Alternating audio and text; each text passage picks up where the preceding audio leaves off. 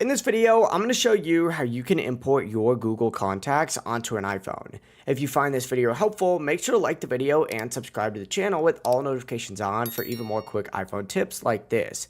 Now, if you've got a lot of contacts saved in your Google or Gmail account, here's how you can bring them over. Firstly, if you have the Contacts app open, go ahead and close it and open up your settings. Up at the top, you're going to see this little search bar. Go ahead and click on it and then type in Mail just like so. Select the Mail app up at the very top and it's going to take you to a page that looks something like this.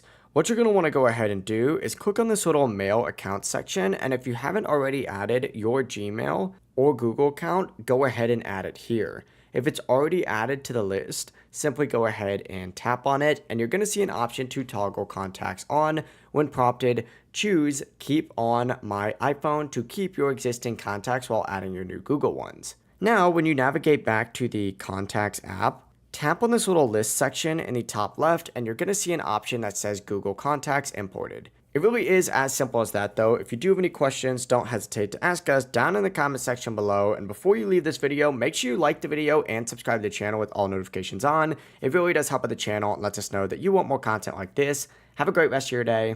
Peace.